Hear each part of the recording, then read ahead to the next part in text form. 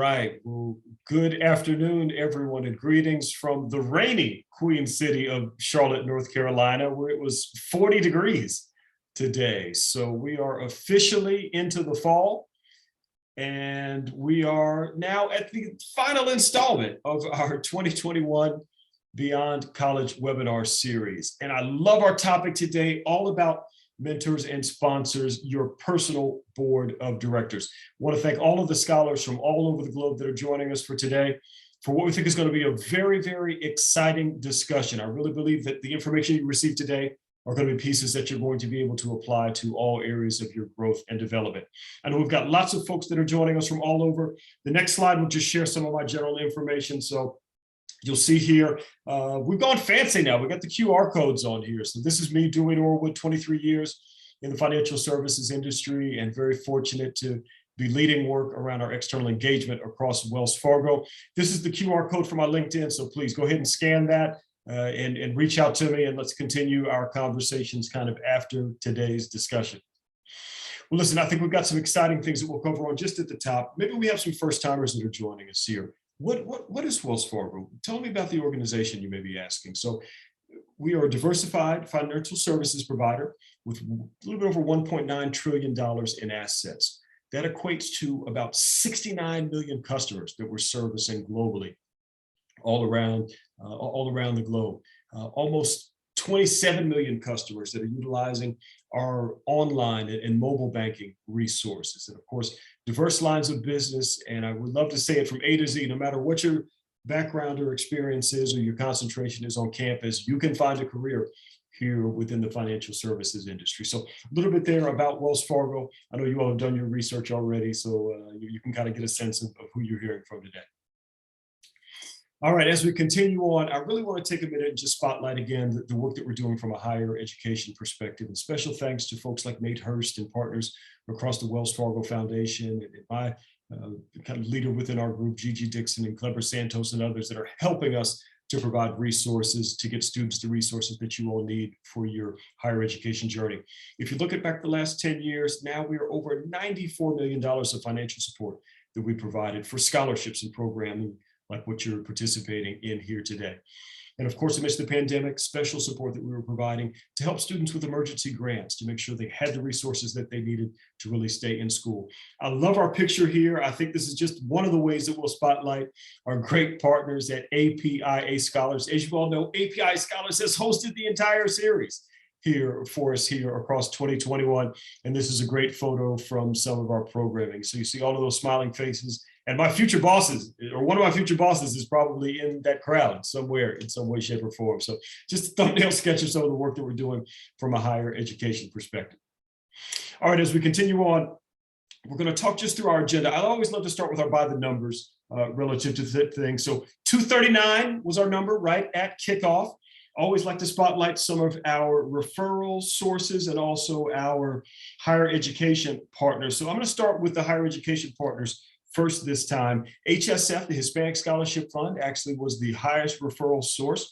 Home Free USA, huge fan of what Home Free USA is doing. So Home Free USA, you all kind of win the silver here. And then the Thurgood Marshall College Fund, or TMCF, takes the bronze for this round relative to referrals. Hey, for our campuses and colleges and universities, the University of Nebraska at Omaha, it's a standard. You all are always right at the top. So we hope things are great for you all there. The University of the District of Columbia, UDC, coming in second place there with the most referrals. We also have Benedict College right at our top referral source here for this month's installment. We've got Bowie State in the house here with us today, and also Florida International, or FIU, as another great referral source for us. So congratulations to all of those colleges and partners on sending so many great folks our way. Relative to some action items here, don't forget the Q&A feature is up and running. You all can submit questions to it at any time. We've got a great panel, and I guarantee you the information that they're sharing is going to spark some things for you. If a question comes up for you, go ahead and drop it into the Q&A. Thank you all for the questions that we've received in advance. We have probably 50 that have come in so far. And so, but we'll be able to take in others throughout the course of today's presentation. So from a presenter perspective, you'll see the runner program there, which we'll talk about more in a few minutes, and kind of some of the items that we'll be covering from an agenda perspective. Don't forget that our entire series is available for playback. You can jump on to the API Scholars YouTube channel, and you can access playback of all of our content here for 2021. Hey, we're coming back in 2022. We are literally building the schedule as we speak. And so be on the lookout for some emails, probably in the December or early portion of 2022 with the details for our 2022 series. And of course, survey. We'll actually be dropping a survey link into the chat a little bit later on so you can give us some real-time feedback. And hey, let's get trending. Get social with us using that hashtag WFC Beyond College. Again, WFC Beyond College is the hashtag that we will use here relative to our programming. All right, I think we've gotten all of the, I almost forgot about this. We need to remind you all that we are now bringing back the second installment of our really exciting Student Impact Scholarship. This College Completion Scholarship is actually this year going to be focusing specifically on HBCU students and specifically on seniors. So all of our HBCU scholars that are joining us today, if you are going to graduate here the next year, you're going to have access to this wonderful program. Please visit the website collegesteps.wf.com. You'll be able to learn more about this program. Give us a couple of days because it doesn't officially launch until next week, but you'll see lots of really good information out there at that time. So really excited about that wonderful program. All right, I'm really excited. We've got some amazing partners on with us today, and Lynette Rutledge. We've also got Liesl Sullivan, who's going to be joining us today, and also my good buddy Damon Ford, who will round out the trio of amazing presenters. So I want to take a minute and allow each of our partners an opportunity kind of for a brief introduction, and then we'll spend just a minute talking about our agenda with things, and then quickly hand the reins over to Lynette to get us going. So Lynette, let's jump back and give you a moment to introduce yourself to all of our scholars that are joining us from all over the globe today. Thank you. So cool, Dewey. Thank you. It's wonderful to be here with you all. My name is Lynette Rutledge. I have been with Wells Fargo for 12 years. Currently, I am serving as a diversity, equity, and inclusion senior strategy consultant, loving every minute of it as it helps us to focus on diverse representation, career mobility, and inclusion, what we're doing inside the organization and also our focal points outside. So I'm looking forward to the opportunity to connect with you further today and talk with you about the importance of mentorships and sponsorships and what you bring to the table where those things are concerned. Team, that's Lynette Rutledge. I'm telling you now, buckle your seatbelt. That's the only disclaimer you're going to get, other than the recording reminder, which we'll share in a minute too. So Lynette's information is here. Go ahead and scan that QR code and let's get connected in with her via LinkedIn. Hey, let's jump over to the other side of Charlotte and let's hear from our buddy Liesl Sullivan. Liesl, glad to have you on today. Let's let you introduce yourself to our wonderful scholars. Thanks, Dewey. Good to be here today. Looking forward to hearing the great wisdom from my colleagues, as well as hopefully some questions from all of you. Happy to be here today. I am with Wells Fargo for 17 years, much longer in the financial services industry, but I don't want to date myself too much. Today, I am the corporate risk development and engagement leader for Wells Fargo. So I run all of our early talent programs for corporate risk. I also run our communication shared services, our engagement practices, and lots of other programs and initiatives that make sure that our folks are growing and developing as they should. So happy to be here today. Liesl, we're excited to have you on, and to all of our scholars that are joining, please go ahead and scan the screen there and go ahead and get connected with Liesl via LinkedIn with things. Last but not least, let's hear from my buddy Damon Ford, also hailing from the Queen City. So Damon Ford, we're glad to have you on the hotline today, man. You clean up nicely. I see we both got on suits today.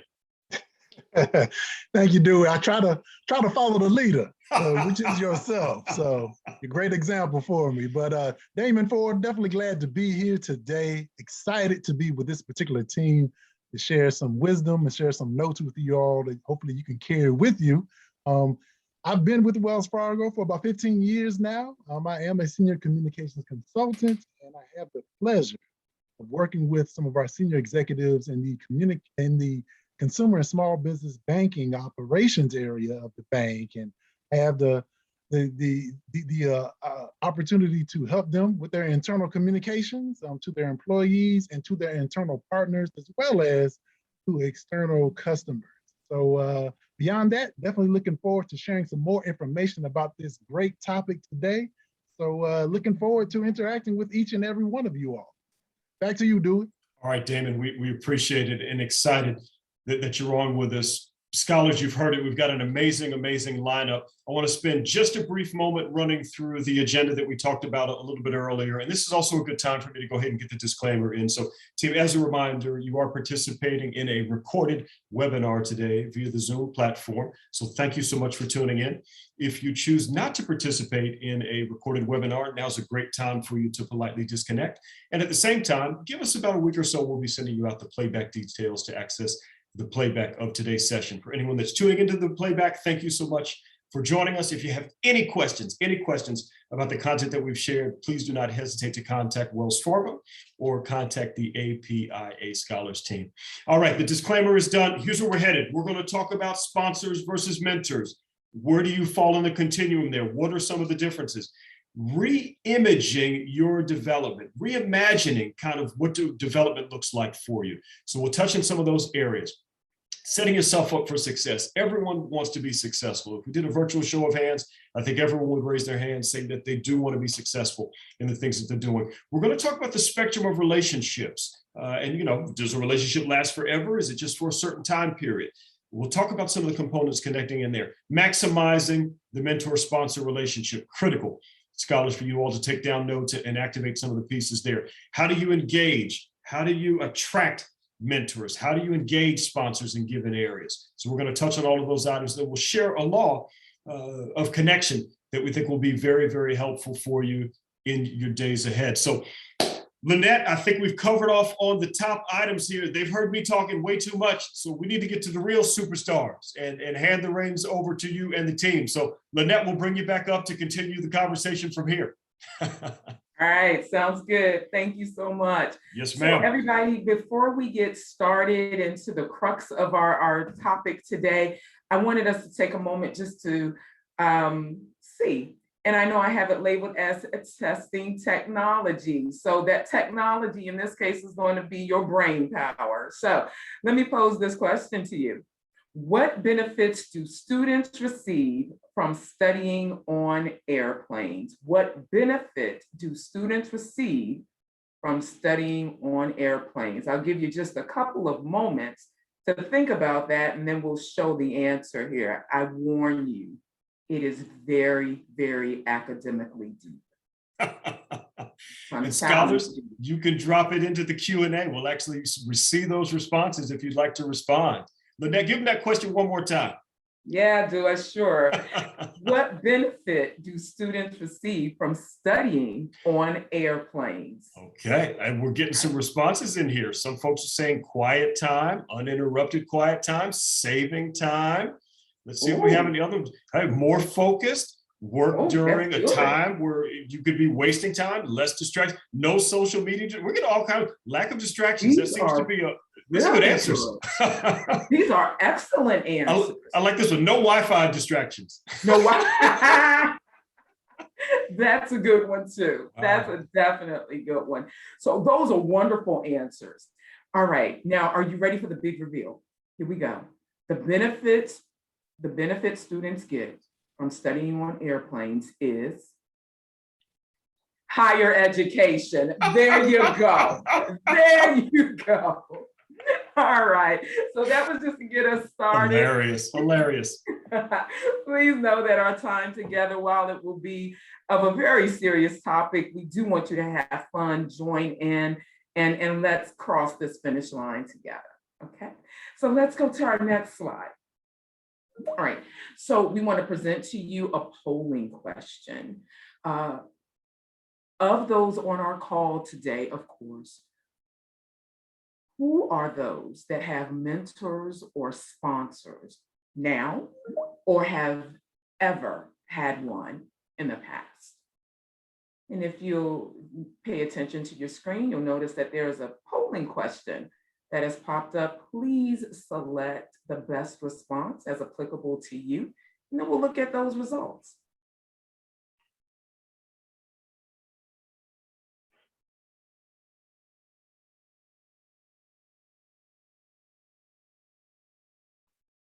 Oh, wow, look at that. Look at that. Okay, so we're seeing a variety of responses here. And that variety of responses serves as the perfect springboard for us to kick over to Lisa Sullivan. And she is going to take us into the discussion about differences between mentors and sponsors and the similarities. So Lisa, I hand it over to you. Great. Lynette, thank you. You know, it's interesting to see those polling results and see that we had quite a few people who don't have a mentor or a sponsor. So hopefully by the end of this session, if we did that polling again, we would have quite a few of you that would be on your way to getting a mentor or sponsor. But I think the first piece that we got to cover before we dig into that is, what's the difference? What is a mentor? What is a sponsor? So when we think about these two concepts, I like to phrase it this way, right? A mentor is talking with you. So I'm going to say that again. A mentor is talking with you. I'm going to come back to that in just a minute. So let that sit with you. Mentors are really there to listen to you, to share, to offer feedback to you, to provide advice, to provide support. The mentor-mentee relationship is really a relationship between two people, really for the purpose of developing themselves. It could be both ways, right? The mentee and the mentor, to develop your career and to help you really navigate the workplace. It could be helping you to navigate your college experience, whatever your current situation is and how you're trying to accelerate or improve your circumstance. A mentor is a great person to connect with for that. So sometimes the mentor and the mentee relationship could be organic, right? So you could just meet someone that naturally took an interest in you, that you have a great chemistry with, that has started to offer you feedback, provide some advice. You've started to go to them to work through problems. And then you one day say, I think this person is my mentor. And you might acknowledge that to them and say, I really look to you as a mentor. And you start to formalize that relationship a bit more. And then other times, I think you have to put yourself out there and really look for someone who fits your needs, the things that you're looking for. Or maybe you enter a mentorship program where a program helps you identify a mentor and matches you with someone based on your needs. There are lots of different ways to get a mentor, but the most important thing is that the mentor is really supporting you in your growth and development. You know, I've listened to a few TED Talks about mentorship, and in one of the TED Talks that I've listened to, a mentor relationship was described as really a relationship that helps you think through how to achieve your highest and best use. So a mentor relationship is a relationship that helps you achieve your highest and best use. That really resonates for me, because when I think about the mentoring relationship, when it's aligned to the work and your career, then you're getting your highest and best use out of that. You'll do your best work if you are actually aligning those things, right? So I said that the mentors talk with you, and I said I'd revisit that, right? So a sponsor talks about you, okay? The sponsor talks about you, not gossip, right? Not in any sort of dramatic way. They're talking about you to be a raving fan, right? So a sponsor is someone who is proactively telling people about you.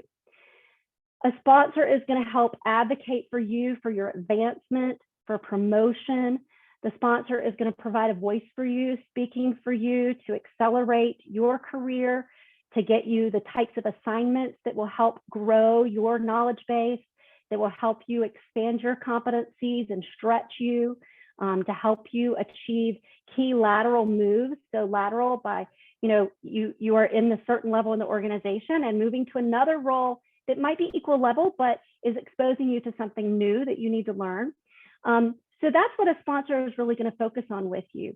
Now, to be a sponsor, they have to have experience with you and your work. They really have to be able to speak to the quality of your work and your competencies, right? Because a sponsor is going to put their neck out on the line. And in order to put their neck out on the line to vouch for you, they have to feel really confident that they can do so and that it's not going to have any negative repercussion back on them. So someone is going to be prepared to sponsor you once they really have a good sense for who you are and the quality of your work. So I know that many people will say, you know, it's not what you know, it's who you know. And I think when we talk about sponsorship, it may sound a little bit like that sponsorship is the who you know piece, but it's a both and, right? You're not going to get a who you know introduction without a what you know. You have to prove what you know in order for you to get that sponsorship, to start to build your network, to know more people that can help you and support you in your career. As you think about sponsorship and mentorship, you know, we talked about the fact that a mentor could happen organically. The same thing is true of a sponsorship, right? You probably have had a point in your life when you've asked a maybe teacher to recommend you for a scholarship or for admission to a university, something like that. That was a sponsorship relationship. That person was looking out for you, putting their neck on the line to say that you would be a great fit for whatever it is that you're looking to get. So sometimes these people are going to be a former manager or someone that has had a good opportunity to get to know your work. So a colleague on a project team or an initiative might be able to sponsor you. So sometimes that'll happen organically. And also you can have situations where a mentor actually becomes a sponsor. So at the bottom of the slide, you see that we're calling that out. Sometimes a mentorship relationship actually turns into sponsorship, but it really takes a lot of investment of time and energy in order to see that happen. Because again, for someone to sponsor you, they have to feel really comfortable that they can vouch for your work. So you put that energy into that mentoring relationship and really share a lot about your work, then it can slowly start to become a sponsorship situation. When you have a mentor or a sponsor, it's really important to set that up and set up expectations and know what you're expecting of them. Whenever you're asking someone to sponsor you, being able to show them those examples of your work, your resume, your portfolio, that sort of thing will always help a sponsor be able to gain that confidence. Moving on to the next slide. So we said that mentoring and sponsorship are both relationships. So when you look at this slide and you think about the different aspects of your growth and development, which of these three things is most important to you, in your opinion? So you've got the polling question has come up. So if you'll take a minute and think about that and then indicate your response.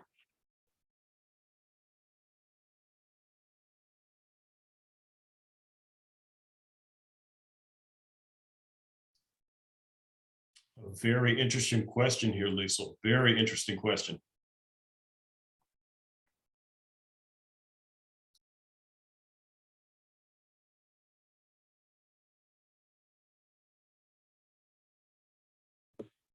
All right, experiences, relationships, and then coursework. Interesting. All right, well, let's look at the next slide. You got it just about right. I think y'all got a pre-work, some sort of cheat exam for this one. That's actually the ratio that we think about when we're thinking about your work beyond college, right? Your experiences really make up the greater part of your development sandwich, right? And then your actual courses and classes would be about 10%, and then relationships are 20%. And this might be different for you, and it might shift from person to person and based on where you are in your life and what kinds of things you're focusing on. But really, when we think about it, when you start to connect those experiences that you're having with those influential people who can help you gain self-awareness, get feedback about how and what you're doing with those experiences, and really coach you along and vouch for you, then you're really supercharging your development, right? It takes all three things, really, but I think the relationship piece is a really important part of this equation because it helps you really maximize the other spaces.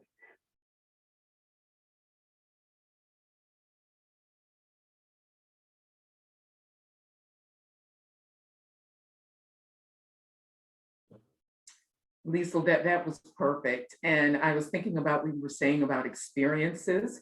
And I remember that one of the things my mother used to always share with me is that while experience is your best teacher, it does not always have to be your experience. And so that brings us back to the power, the value of mentors and sponsors. And so, as it is with anything in life, we want to make sure we understand our why for getting into it. Why am I here is a perfect question. And there's nothing wrong with asking about why when it comes to mentoring and sponsorship. So know your why. Why do you want a sponsor? Why do you want a mentor? What is it that you're trying to achieve? What is the best way to achieve your goals? What kind of relationship support do you need? So many times people have walked up to me and said, Lynette, will you be my sponsor? Sure. What do you want to work on? No.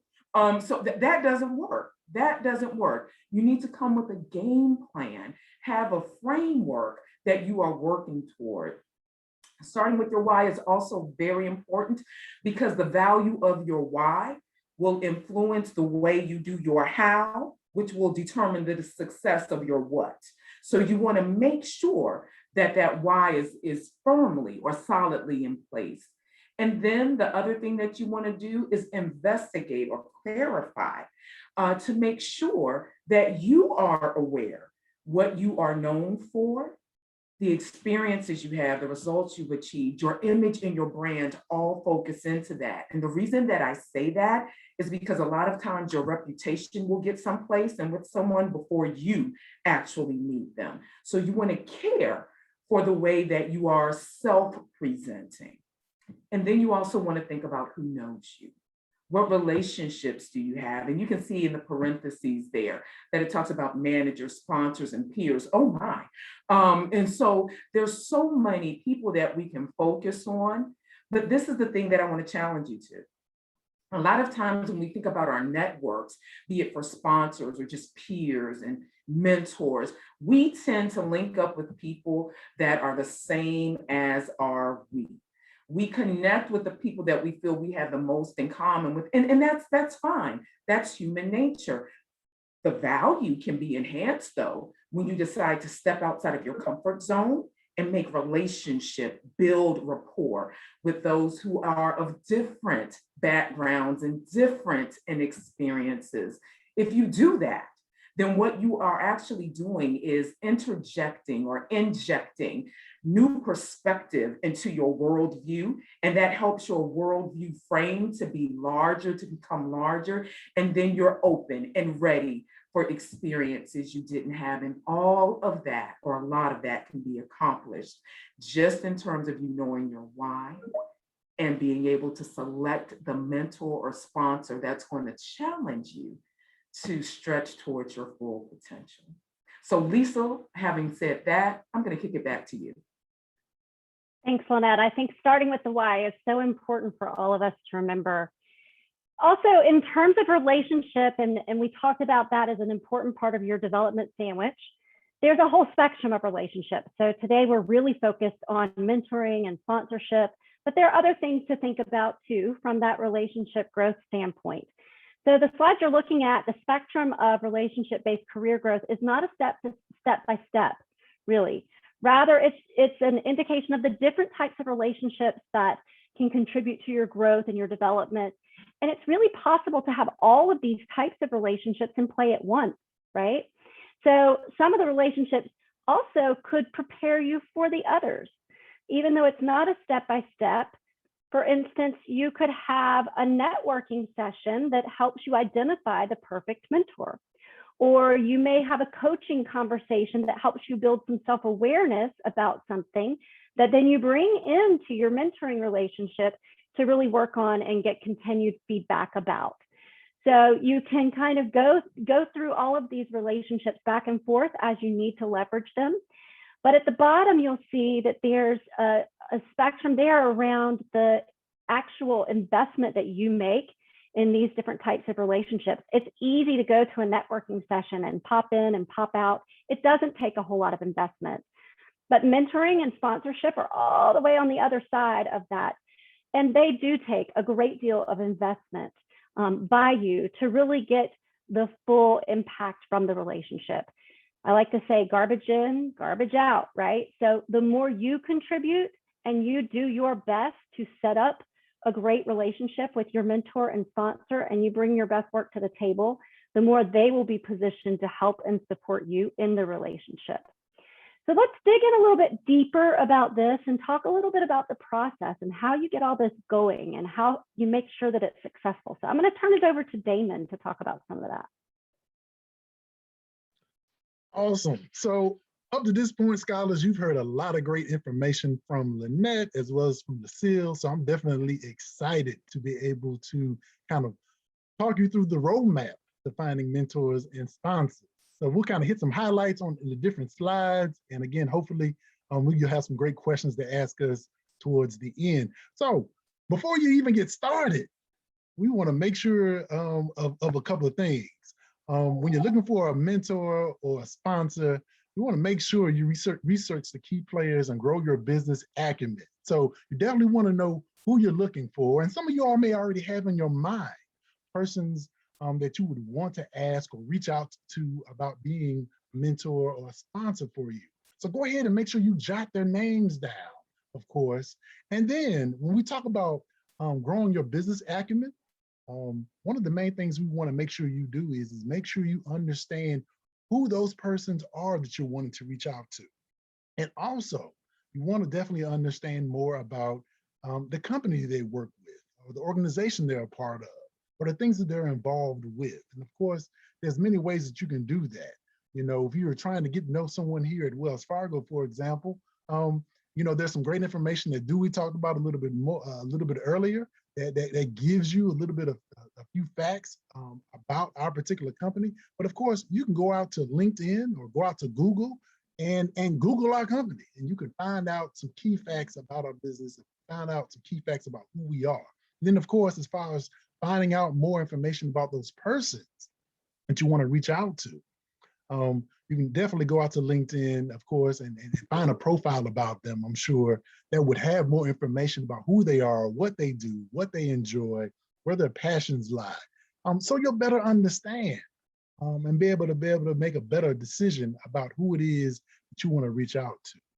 Of course, more than anything else too, you want to make sure that you take some time to reach out to your peers, those people around you, as well as family members, and get some honest feedback about the way you communicate, about the way you engage and interact, because you want to make sure when you're reaching out to these potential mentors, potential sponsors, you want to make sure you understand your blind spots and your gaps where you may need to improve the way that you engage and the way you communicate to others.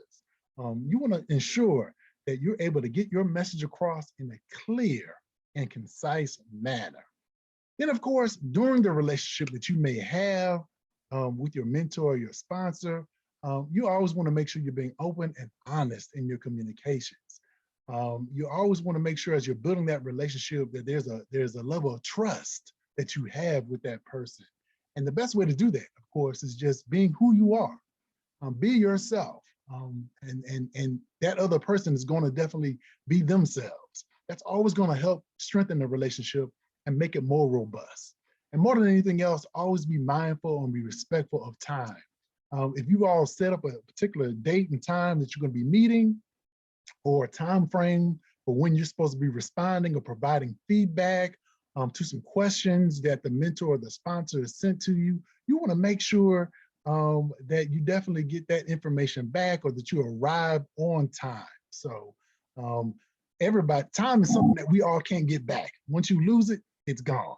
And then of course, after you've kind of finished the relationship you may have with a sponsor or a mentor, of course, some of you all may have mentors that relationships that may last for years. And then in some cases, it may only last for a short season. Whatever that time frame is, make sure you communicate how much you appreciate that time that you've had with that mentor and that sponsor. And I wouldn't even necessarily just wait till afterwards. During the time that you have with them, always let them know that the time that you have with them is definitely valuable and that it's meaningful to you, because that's not only going to be helpful for you, It's going to be very valuable to them also, because they're going to always want to make sure that they're able to make a good impact for you. All right, we'll go to the next slide. Okay, so now we're going to take that next step and look to see how we can maximize the actual mentor and sponsor relationship. And we're going to do that by using our acronym here called FEEL. It's pretty simple here. Find, identify experiences, leverage experiences, leverage spectrum of relationships, and of course, leverage courses. And so we'll kind of take a few steps here through each of these particular points. Find. You want to definitely make sure that you find what is the intersection of what you can, love, and are needed to do. So remember that. What you can, what you can do, what you love to do, and what you are needed to do. And this is what we call, or we believe this all kind of lies within our sweet spot, which is our talent, organizational need, and passion. You know, when we talk about a talent, my colleagues talked about it a little bit earlier. You want to make sure you're very clear about what your skills and your talents are. There's some things I can observe from you right now about what you may be great at, what you're good at, but nobody's going to know you better than you. So make sure you've taken some time to think about what you do well, what your gifts are, what are the things that you just kind of do naturally and people have just complimented you about as far as your abilities and your skills. Organizational need. I think I spoke about this a little bit earlier. Make sure you always understand the mentor and the sponsor. You definitely want to make sure that you understand a little bit about their organization. And then of course, wherever you're trying to go or whatever you're trying to do, you'll want to make sure you understand the organizational need. So for example, if you said to yourself, you know, I'm very interested in joining Wells Fargo and being a part of their commercial banking organization. Well, that's a good goal to have. But one thing you'll always know or should know is that no matter how big the organization is or how small it is, whether it's a for-profit or a nonprofit, every organization has some problems that they need solved. And so they want to be able to have people to come on board to help them solve and solution those particular problems. So it's going to be important for that particular goal or that particular area that you're trying to achieve or get to. You'll want to make sure you understand the organizational need that's there. That may be some information that your sponsor or your mentor can give you some insight on, but it's going to look much better if you can figure some of those things out yourself also. And so you can do that obviously by asking some questions, as well as looking up information that's going on about that particular organization or that particular group that you're aspiring to get connected to. And then of course, passion. This is pretty self-explanatory. You definitely want to make sure you understand and know what your own passions are. I mean, you may know a few of them, but really think about what are those things that really drive you? What are those things that really bring you joy and excitement? What are those things that you love to do that if somebody told you, hey, I can't pay you for this, but we still need you to do this particular job, or we need you to get this work done. And so what is that thing that you would do that somebody could put you in charge of, that you would be responsible for, that you would just thoroughly enjoy, and it wouldn't even matter how much money you were making or what you're getting out of it, because you just have a pure joy or excitement out of that particular work. So definitely make sure it takes some time to reflect on those things. Next, definitely want to be able to identify your experiences. That's always important. You want to make sure that your experiences that you identify align with your sweet spot. That's right. Those things that you find yourself involved with, you want to make sure you're able to see how they will help you get to where you're trying to go. And then, of course, when you look at leveraging experiences to build a new and diverse relationships, some of you all are going to have opportunities to attend conferences and have new job experiences as far as internships and things of that nature. They're going to be able to help you or open the door, let me say, to be able to meet new people.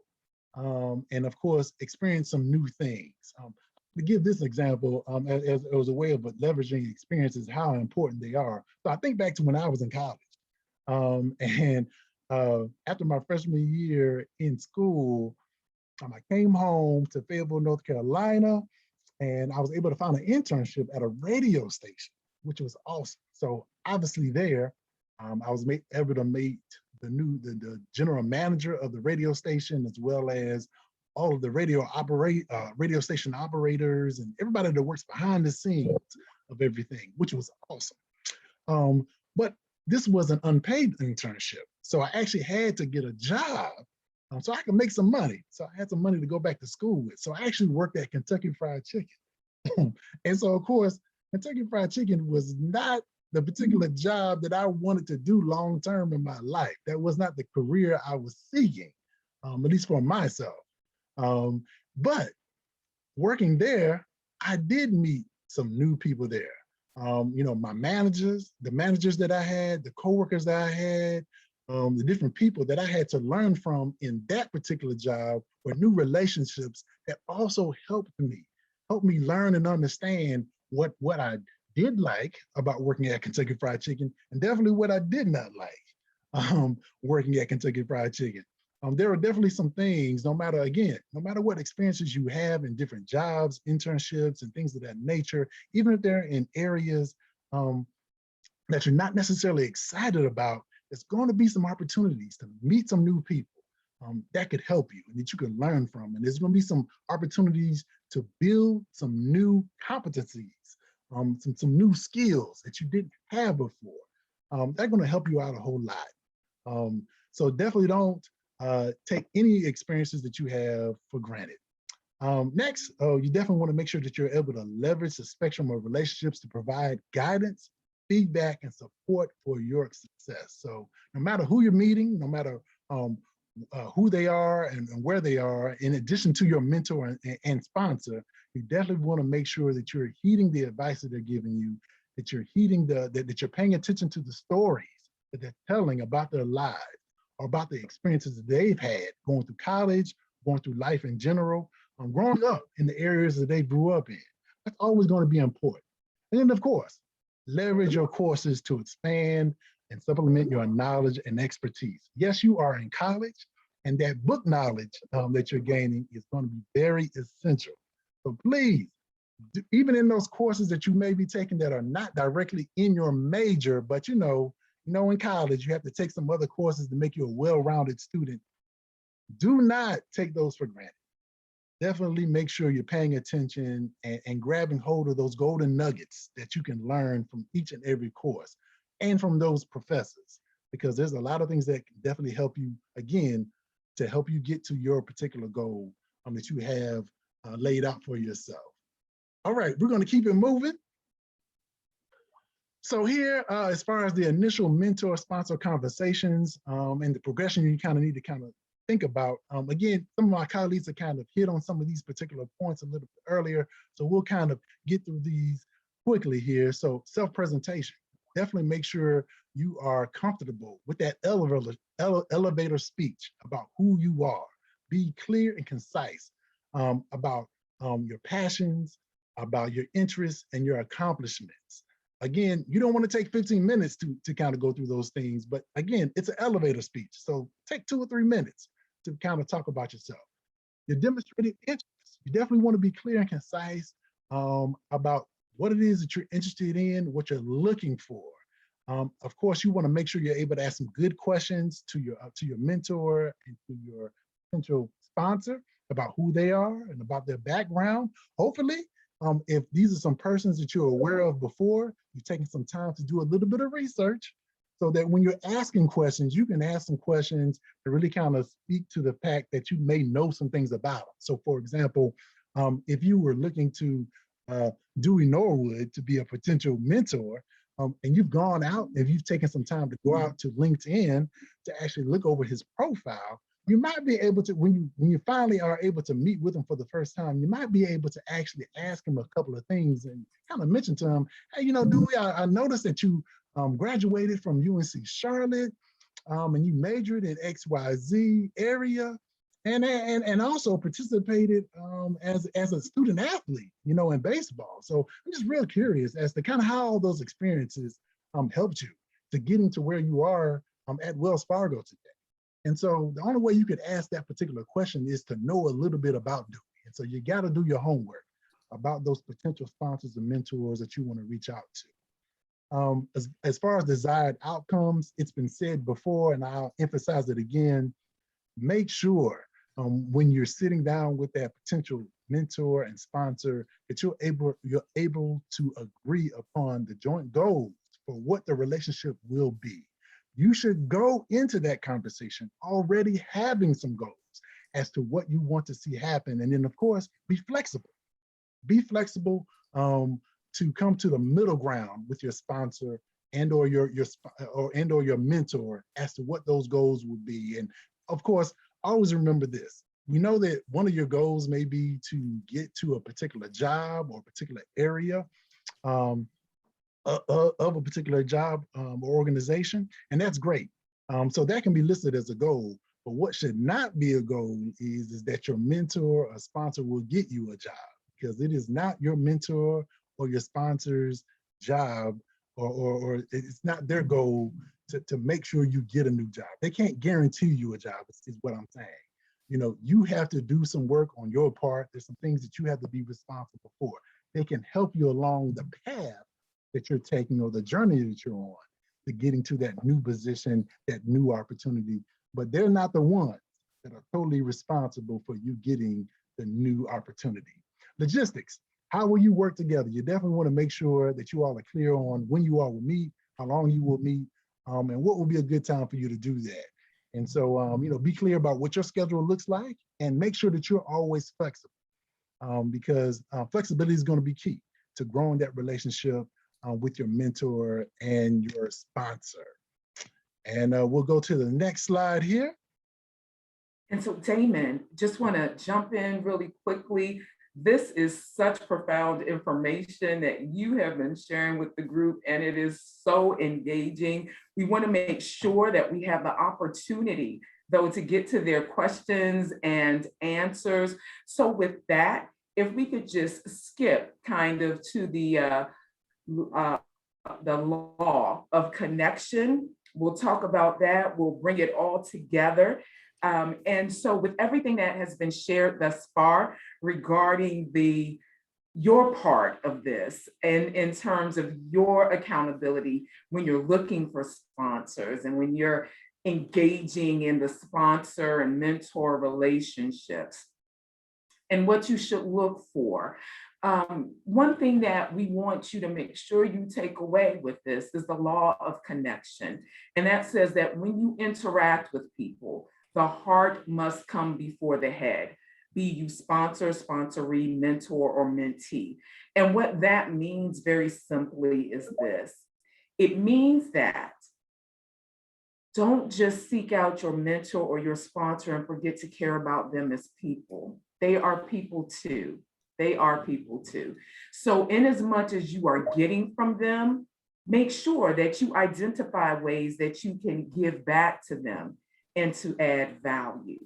And so we're going to look at the resource slide. Lisa is going to talk us through that, but scholars, while she is doing that, please share comments and questions with us using your QA chat feature. And we're going to start looking at those so that as soon as Lisa is done with the resources to share, we can launch right into that time with you. Lisa? Great. Thanks, Lynette. I hope we already have some questions coming in.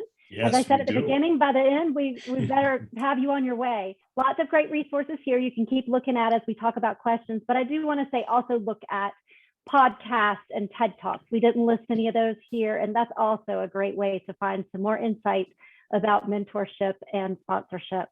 And we're looking forward to your questions. Yeah, panelists, this is Dewey. Thank you so much. A ton of great information. And so we're going to jump in. We had an interesting question that came in around a personal relationship.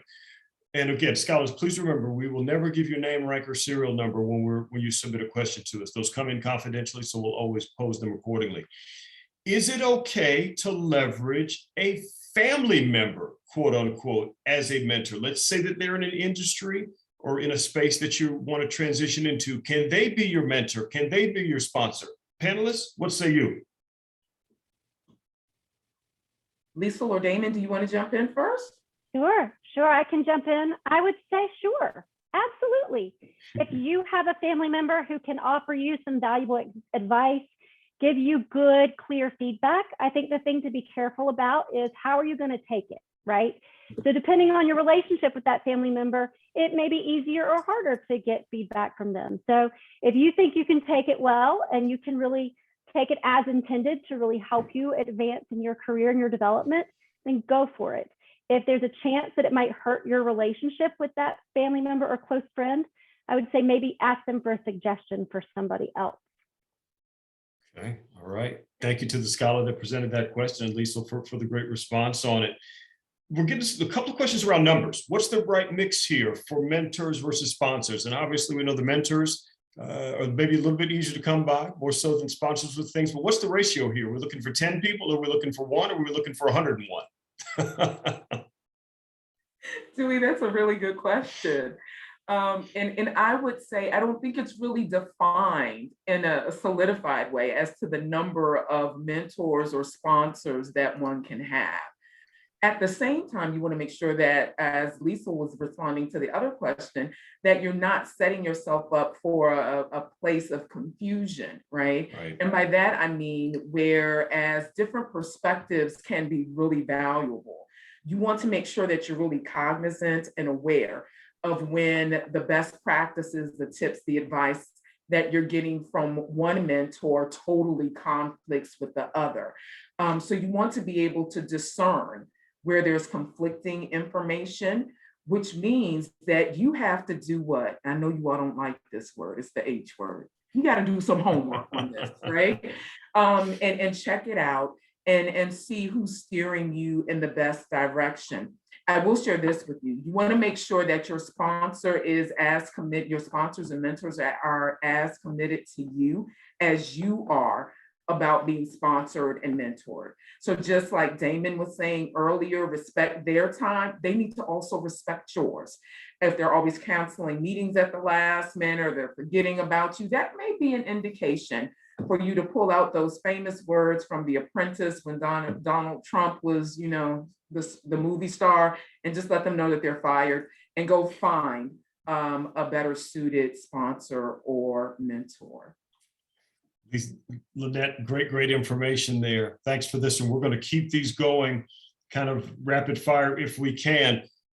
As if I'm a scholar and I'm interested in finding a mentor, do I specifically need to be looking for someone, let's say, that has my same background and experience? Maybe it's from an ethnicity perspective or someone that's in a given industry, or do I have the ability to maybe look at other kinds of areas to find someone that can mentor me, maybe from a different seat or from a different point of view? Panelists, please unpack that one a little bit. Hey, this is Damon. I would just quickly say, I know we talked about it a little bit earlier, and I would say there would be some value in trying to do both. Right. Having someone that may look like you and may have some similar experiences than you, as well as someone who does not. There are going to be things that you glean from both that are going to be very valuable for you to get to where you're trying to go.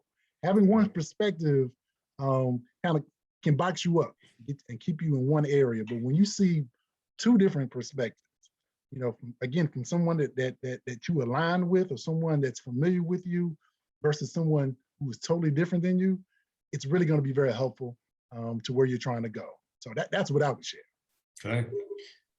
Damon, I'm sorry, Damon, really please. quickly, I just want to jump in and say thank you. You said my favorite word, glean. I don't know why I like that word, but thank you for saying it. That's a pretty good word to lean on there. This one is from the real talk category. You all ready for this? What do you do when you have a mentee that needs a mentor but does not want to engage with a mentor? And I'm reading through the lines here. I think they feel like they have it already together and they don't need anyone's help. Panelists? That's good. Dewey, that's a good question. It's a good question. I would say you're right. It's real talk. I mean, I think sometimes the gift you can give somebody is the real talk. And just to say, hey, listen, I think you got some blind spots. And I think you could benefit from some perspectives that could help you. I like to call it the even better if. You're not broken.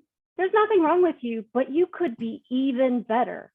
And if you had the chance to be even better, wouldn't you want to take it? So I think that's the draw for the person who's resistant, is making sure they understand it's not about them being broken. It's about really taking the things that they do well and really accelerating those items so that they can do even better. Okay. We're getting head nods and smiles relative to that one. Panelists, I think we're going to try to take two more here. This one is from our Q&A that's just come in. You all touched on this a little bit earlier. The scholar is interested or wondering how do you move beyond just making a connection and instead deepening the connection, right? So you've got a surface level connection here, paraphrasing a little bit. How do you go a little deeper? Is it up to me to do that? Is it up to the mentor to do that? And also, how are you successful in building those kinds of deeper relationships? That is interesting. Yeah, it is.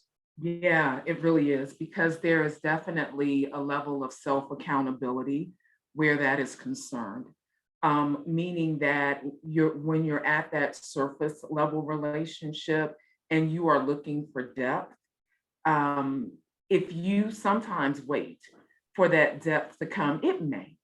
But it's likely more to be understood if you ask for it, if you express that that is what you're interested in. Now, when I say that in the sense of using wisdom, right? A mistake that happens a lot of times is, you see somebody and maybe you really appreciated their presentation, nothing wrong with that, and you want to connect with them. That's good.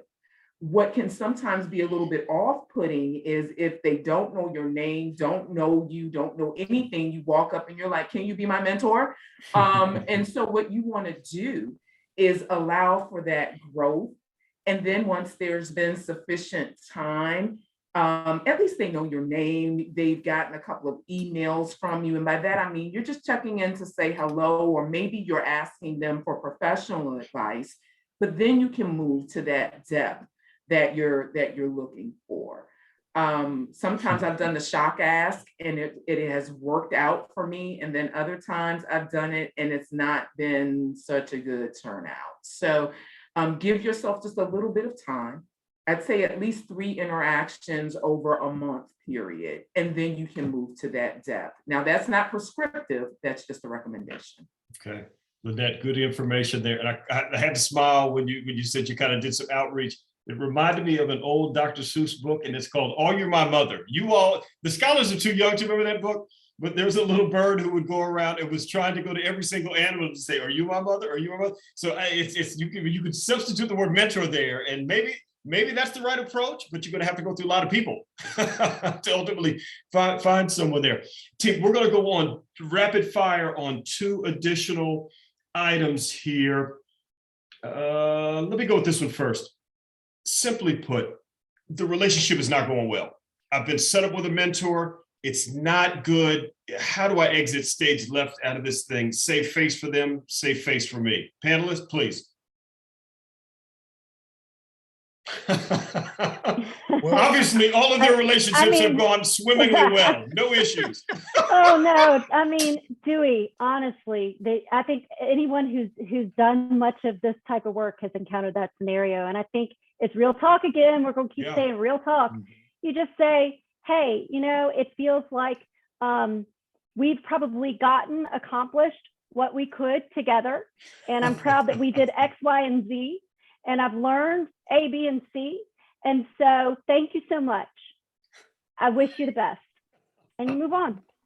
Yep. Don't burn the bridge. Don't burn the bridge, because that person may come back around in your life. So don't 100%. Don't just fall off the earth and don't say anything to them. Make sure you communicate, as Cecile mentioned. Yeah. No ghosting in mentor relationships. There you go. I like that. No ghosting. There you go. No ghosting.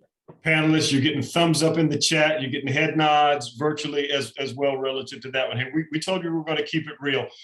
relative to keeping it real, I do want to head over into our closing statements with things. And so, Damon, if it's okay, I want to start with you, but I'm also going to ask you to wrap around this. You've got 60 seconds maximum to cover kind of your closing thought, but then also make your pitch to a professional about how you would ask them to be your mentor. You got 60 seconds, man. Go. So first of all, let me just say again, definitely enjoyed being here. Hope you all have gotten some golden nuggets that you can take with you and practically use. So you've heard a lot of great things. Don't just sit on it, use it.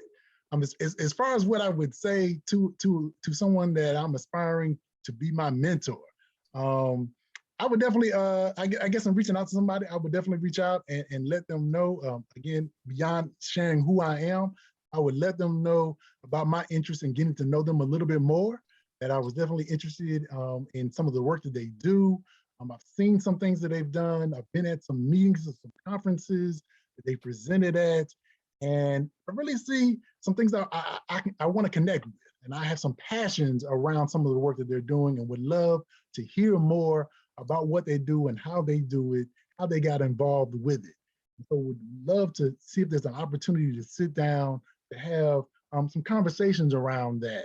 And so I think that would kind of begin my opportunity. And then I think in that second conversation is probably when I would look to really kind of broach the idea of there being a formal mentoring relationship, based on how that conversation would go. Today's homework sponsored by Damon Ford, everybody. We appreciate it, Damon. So I hear clearly, you don't get down on the knee on the first date. You need to build some relationship there before you're looking to get hit. Hey, listen, Damon Ford, everybody, go ahead and get connected in with via LinkedIn. We've dropped that information into the chat. So please go ahead and get connected in with Damon there. Let's pivot over to you on this one, Lynette. Let's get some tactical takeaways. And then that same thing, make your pitch. You're on the elevator with that executive. You got 45 seconds to win them over. Talk them through it, friend. Sounds good. Sounds good. So in terms of that tactical takeaway, remember that though the contributions may be different, you have as much substance to offer to your sponsor and your mentor as they have to offer to you. So remember that in all your receiving, to give. Don't be stingy with what you have to offer. Now, in terms of that elevator pitch, it goes a little something like this. I heard you in our workshop, and what you said really resonated with me. I appreciated what you spoke about mentors and executive sponsors, and I would love to stay connected with you via email if that would be okay, check in with you. And then I'm hoping that over the course of time, we would be able to develop a mentor sponsorship relationship. Ladies and gentlemen, that's Lynette Rutledge. You see how she does it. It comes with passion and a little bit of fire there too at the same time, and in a gentle way, but also in a not so gentle way.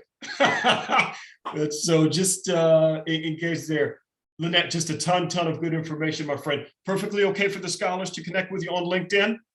Sure, I would love it. All right. That's Lynette Rutledge, everybody. Hey, let's pivot over and let's get some don't forget moments from our buddy Liesl Sullivan. Same task on this one, Liesl. Maybe give him a closing thought, and then how do you make the ask? Yeah, I'd say closing thought is don't forget that it is who you know, but it's also what you know. And if you don't have a what you know, you're not gonna make much progress on the who you know. So make sure you blend the two, right?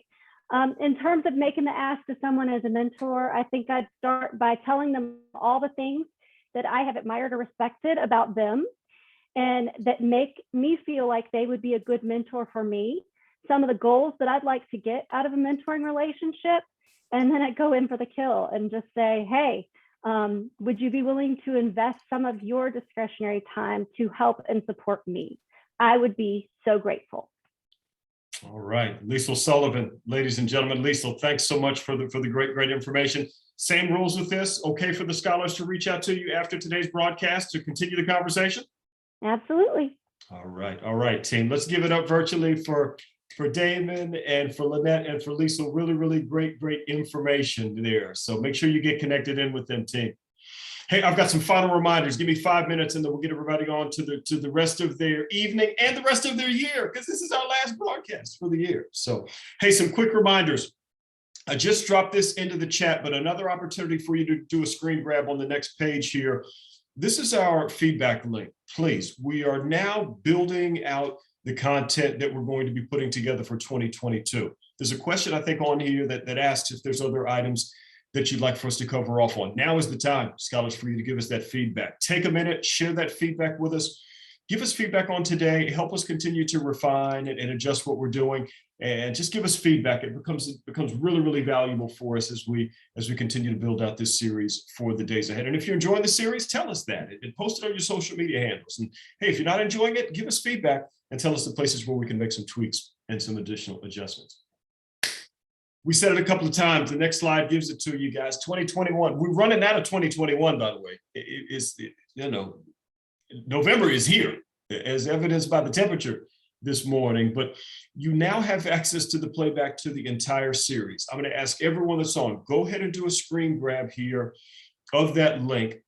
Do us a favor, throw that on your social media handles, @mention Wells Fargo, @mention our amazing panelists here, @mention API scholars, and maybe add a comment there around what you gained from the graduate school session that we put together, or the resume writing pieces, or the great pieces that were covered off by Bonnie Wallace and the team around financial health and entrepreneurship. Or hey, maybe you joined us the second half of the year and you participated in the internship discussion. We had some question that came in today around internships. So jump onto those webinars and please share the content with others. Maybe folks couldn't come and join us because they had class conflicts or on a sports team or another activity or working, but share the information with others so they can access this great, great content. Last slide, last two slides that we'll cover off on very, very quickly here.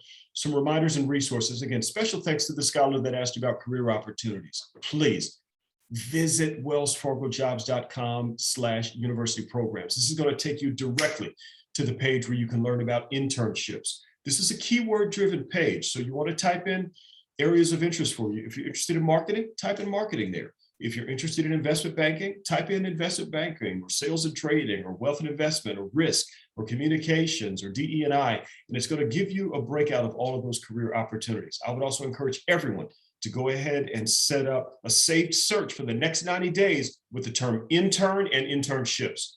For all of our junior class members, that's going to give you the opportunity to see when all of those programs open up and become available. Also, you got to join the talent community. Great place to learn. Lots of great resources that our HR partners are providing in those areas. So get connected into the talent community, job alerts, and make sure you're sharing that information with others. Here beneath that, military, special thanks to all of our military personnel that are joining today's broadcast. We've got a great group of folks, including Sean Passmore and his team. You can connect in with them via the militaryrecruiting@wellsfargo.com email address. Please get connected in with them and let's have some conversations again for those that have served. And thank you to anyone that's on with us today for your wonderful military service. Tuition funding sources. Hey, this is the tool that's getting you the invitations to these meetings. You're able to learn all about the scholarships that are provided through TFS. We're excited that we're going to be continuing our work with Richard and the TFS team in 2022. So please visit that website, get a profile set up, and get the great information there about those scholarships, both for undergraduate as well as for graduate level and doctoral programs. Lots of great, great information. So Richard, special thanks to you and your team for the work that you're doing with TFS. Hey, and again, we've touched on it earlier, the Beyond College webinar series. I really enjoy these. This is like year 7, I think, of this programming, and we started kind of in a small way, and we've kind of grown them over time now to this 12-part series, and we really are enjoying delivering this content. So please make sure you come back and join us again next year. Hey, final reminder, you got the details again about our college completion scholarship, kind of our student impact scholarship version 2.0. Remember, this year we're focusing exclusively on HBCU students and also specifically those graduating seniors. We really want to help you by providing completion grants. Special thanks to our partners. First of all, at API Scholars that managed this program for us last year so successfully, and now to TMC after the Thurgood Marshall College Fund that's going to be managing the program here for us that kicks off literally next week. So you've got the website here. Make sure you jump out there for more information. Hey, as we go to the last slide, I've got some quick thank yous. I first want to begin by thanking our panelists for what I thought was a really, really great discussion. Now, scholars, you've gotten information, you can go back and stay connected with them and continue the conversations in the days ahead. I also want to really celebrate the entire team at APIA Scholars. We started these webinars way back in January, and they have been with us all the way now through November. So Karen, special thanks to you. Nicole, special thanks to you. I know that Noelle Harmon is somewhere out there in radio land, maybe listening to. So thank you all so much for helping us deliver an amazing series, for hosting us, quote unquote, for this year. We're gonna get to 1 million likes. I want to get one of them plaques like you get from YouTube when you get all of the things. I want the plate with 1 million on it. So let's keep building. So aspirational goals. So we can get to that. So API Scholars, thank you so much there.